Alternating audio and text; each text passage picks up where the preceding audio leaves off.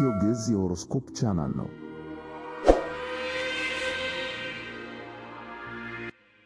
ሳጂታሪየስ የህዳር ወር 2018 ዓመተ ምህረት ትንበያ የህልም የኃይልና የጥንቃቄ ወር። ሰላም ውድና ጀብደኛ ሳጂታሪየሶች፣ እንኳን ወደ ቻናላችን በሰላም መጣችሁ። ይህ የኢትዮ ግዕዝ የሆሮስኮፕ ቻናል ነው።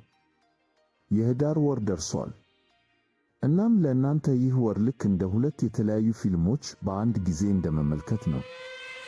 በአንድ በኩል ጣፋጭ ህልሞች እና ቅርቶች፣ በሌላ በኩል ደግሞ የማይገታ ኃይልና ወደፊት የመገስገስ ፍላጎት። እስኪ አንድ ጥያቄ ልጠይቃችሁ። በሕይወታችሁ ውስጥ ፍሬኑንም ጋዙንም በአንድ ጊዜ መያዝ እንዳለባችሁ ተሰምቷችሁ ያውቃል? ልባችሁ በፍቅርና በህልም ሊወሰድ ሲፈልግ፣ አእምሯችሁ ደግሞ ቆይ፣ ተረጋጋ፣ እቅድ ያስፈልጋል የሚልበት ጊዜ አጋጥሟችሁ ያውቃል? አዎ ሳጂታሪየሶች፣ የህዳር ወር በትክክል ይህንን ድብልቅ ስሜት ይዞላችሁ መጥቷል። ከጣፋጭ ቅርቶች እስከ ታላቅ ኃይል፣ ከፍቅር ግራ መጋባት እስከ ገንዘብ ጥንቃቄ ድረስ ይህ ወር በንስሮች የተሞላ ነው።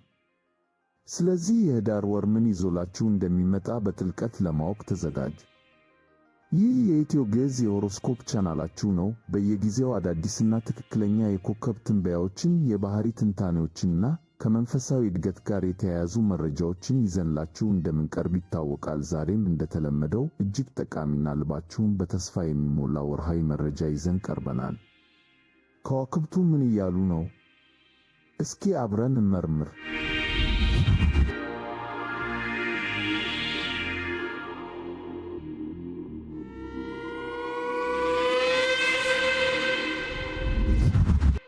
ሳጂታሪየስ የህዳር ወር 2018 አጠቃላይ ትንበያ በህልም እና በእውነት መካከል። የመጀመሪያዎቹ 3 ሳምንታት የህልም እና የማጠቃለያ ጊዜ። እስከ ህዳር 12 ድረስ ፀሐይ በእናንተ 12ኛ ቤት በህልም በመንፈሳዊነት እና በማጠቃለያ ቤት ውስጥ ትጓዛለች። ይህ ማለት ሕይወት ትንሽ እንደ ህልም ግራ የሚያጋባ እና ከእውነታው የራቀ ሊመስል ይችላል። ሐሳባችሁ እና ምናባችሁ በጣም ንቁ ይሆናል። ይህ ጊዜ ልክ እንደ ሰዓሊው ሳልቫዶር ዳሊ ስዕል በቅፍት የተሞላ ሊሆን ይችላል። ይህ አዳዲስ ነገሮችን ለመጀመር ሳይሆን የቆዩ ፕሮጀክቶችን ለማጠናቀቅ እና ያልተጨረሱ ጉዳዮችን ለመዝጋት ምርጥ ጊዜ ነው። 2018 ከማለቁ በፊት ነገሮችን አስተካክሉ። ይህንን ካደረጋችሁ በህዳር 12 የልደት ወራችሁ ሲጀምር በንጹህ ሰሌዳ ለመጀመር ዝግጁ ትሆናላችሁ። በዚህ ጊዜ ለመንፈሳዊው ዓለም በጣም ክፍት ትሆናላችሁ። ስሜታችሁ የሰላ ይሆናል። ስለዚህ ከሌሎች ሰዎች አሉታዊ ኃይል ራሳችሁን ጠብቁ። ሜዲቴሽን ማድረግ፣ ሙዚቃ ማዳመጥ እና ከመለኮታዊው ኃይል ጋር የሚያገናኙትን ነገሮች ማድረግ ትልቅ ጥቅም ያስገኝላችኋል። የማርስ መግባት፣ የኃይልና የተግባር ጊዜ። ከዚህ ሁሉ ህልም መሰል ስሜት በተቃራኒ ከጥቅምት 25 ጀምሮ የተግባር ፕላኔት የሆነው ማርስ ከ2 ዓመት በኋላ ለመጀመሪያ ጊዜ ወደ እናንተ ምልክት ሳጂታሪየስ ይገባል። ይህ ምን ማለት ነው? ጉልበታችሁ፣ ምኞታችሁ እና ወደፊት የመገስገስ ፍላጎታችሁ ወደ ጣራ ይደርሳል። ይህ ኃይል በተለይ የልደት ወራችሁ ከህዳር 12 ጀምሮ ሲገባ ይበልጥ ይጠናክራል። ግን ጥንቃቄ! ከህዳር 1 እስከ ህዳር 20 ድረስ ሜርኩሪ ወደ ኋላ ይጓዛል። ይህ ጉዞ የሚጀምረው ደግሞ በእናንተ ምልክት ውስጥ ነው። ይህ ማለት በችኮላ እና በስሜት ውሳኔ ከማድረግ እንድትቆጠቡ ትልቅ የማስጠንቀቂያ ባንዲራ ነው። አውሮፕላኑን በአየር ላይ እገነባለሁ የሚለውን የሳጂታሪየስ ባህሪያችሁን መቆጣጠር አለባችሁ። የሙሉ ጨረቃ ተጽዕኖ፣ ጤናና ስርዓት። በጥቅምት 26 የሚውለው ኃይለኛ ሱፐርሙን የጤና፣ የሥራና የዕለት ተዕለት ልማዶቻችሁን ቤት ያበራል። ሥርዓቶቻችሁ በቦታቸው ናቸው። የሥራ ሂደታችሁ የተደራጀ ነው። ለጤናማ አመጋገብ እና ለአካል ብቃት እንቅስቃሴ ጊዜ እየሰጣችሁ ነው። ይህ ሙሉ ጨረቃ አዲስ የጤና ልማድ ለመጀመር ወይም አዲስ የሥራ መንገድን ለመከተል የሚያስችል ታላቅ ጉልበት ይሰጣችኋል። ነገር ግን ትኩረታችሁን እንዳትበታትኑ ተጠንቀቁ። ድንበራችሁን ጠብቁ። የሌሎችን ችግር ለመፍታት ራሳችሁን አታድክሙ። ይህ የኢትዮ ግዕዝ የሆሮስኮፕ ቻናል ነው። የተሻሉ የሆሮስኮፕ ትንታኔዎችን ወደ እናንተ ለማድረስ ያግዘን ዘንድ ቻናሉን ሰብስክራይብ፣ ላይክ እና ሼር ያድርጉ።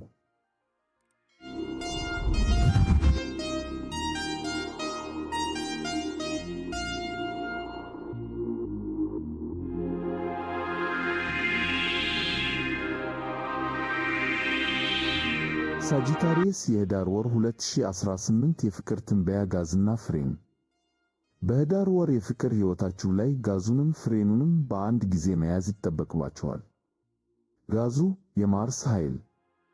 ማርስ በምልክታችሁ ውስጥ ስለሆነ በራስ መተማመናችሁ እና የወሲብ ፍላጎታችሁ በጣም ከፍተኛ ይሆናል። ማሽኮርመም ተፈጥሯዊ ይመስላል። ፍቅርን ለማሳደድም ደፋር ትሆናላችሁ። ሳጂታሪየሶች ማሳደድን ትወዳላችሁ። በዚህ ወር ደግሞ ፍርሃት የለባችሁም። ፍሬኑ ወይም የቬነስ ህልም።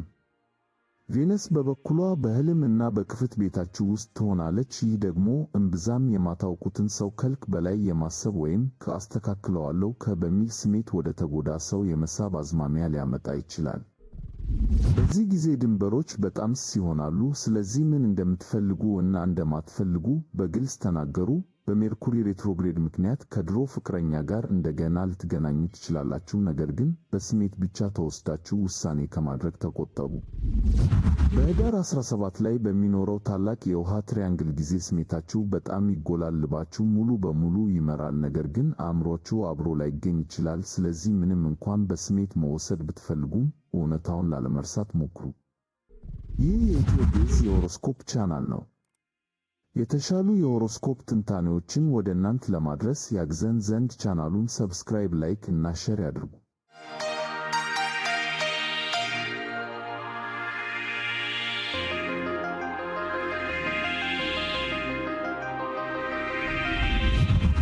ሳጂታሪየስ የህዳር ወር 2018 የገንዘብ ትንበያ፣ ጥንቃቄና ግምገማ። በገንዘብ ረገድ የህዳር ወር ቀስ በሉ የሚል መልእክት አለው። የግምገማ ጊዜ።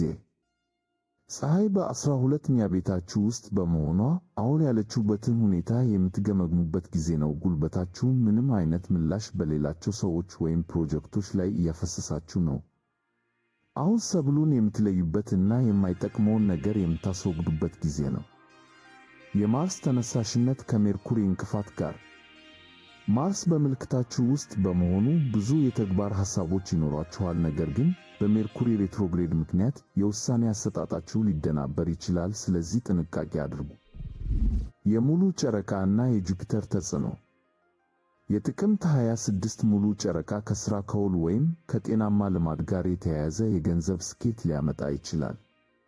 በሌላ በኩል ገዢ ፕላኔታችሁ ጁፒተር በህዳር 2 ላይ ወደ ኋላ መጓዝ ይጀምራል። ይህ ጊዜ የጋራ ወጪዎችን ለመገምገም፣ የቆዩ ዕዳዎችን ለማጽዳት እና ሀብትን በጋራ እንዴት መጠቀም እንደምትችሉ እንደገና ለማሰብ ጥሩ ነው።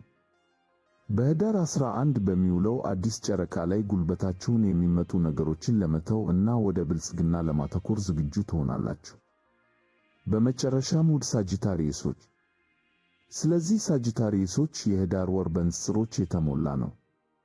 የወሩ ቁልፍ መልእክቶች: 1. አርፋችሁ አጠናቁ። የወሩ መጀመሪያ ነገሮችን ለመጨረስ እና ለመፈወስ ነው።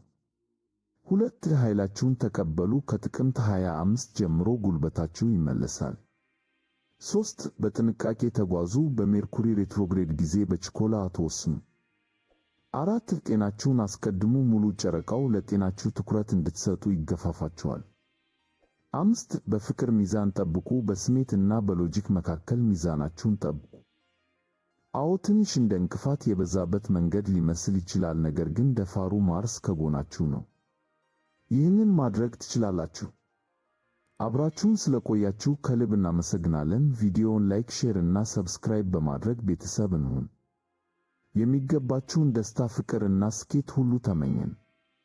በሌላ ቪዲዮ እስከምንገናኝ ድረስ ሰላም ሁኑ። ቸር ሰንብቱ።